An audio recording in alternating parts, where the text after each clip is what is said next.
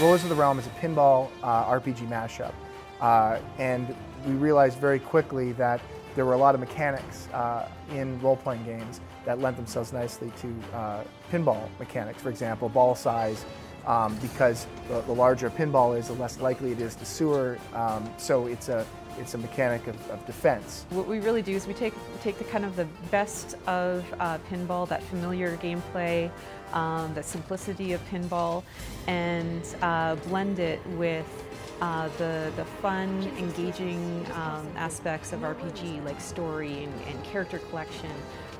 We've got an epic story that is set into a pinball world, essentially.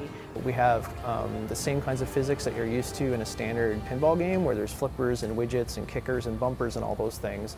But instead of just trying to rack up a high score by hitting specific targets, in this you have moving targets where enemies will come out onto the pinball playfield, and in some cases they will advance towards your flippers and actually attack them with ranged weapons. This causes flipper damage, which is something that you never see in traditional pinball. We had a lot of fun with thinking of different ways we can create character through the mechanics of pinball. For example, we have our older knight character who's a bit of a drunk, so he starts off the game with sort of wobbly physics as he moves around, and slowly as he sobers up throughout the game, he becomes a more stable character to play with. Our rogue character is super small and agile. She's got a higher degree of tilt or nudge, as we call it.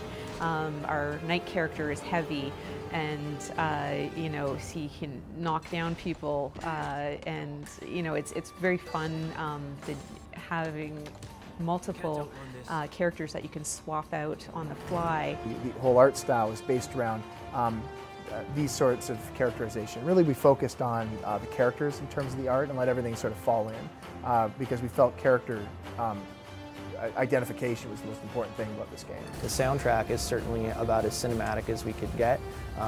We're really happy with the audio team that provided that composition for us, and it's sort of that is really what we're trying to accomplish, is a cinematic look and feel wherever we can. So there's actually motion graphics cinematics before each major chapter of the game, and there's very little dialogue moments and banter between the characters. It's fully voiced with actors that have great English accents and Cockney and Scottish accents. So we decided, okay, what serves as the biggest contrast to pinball? And that's what we strove for. We strove for something big and outrageous, and we think it makes a pretty fun mix.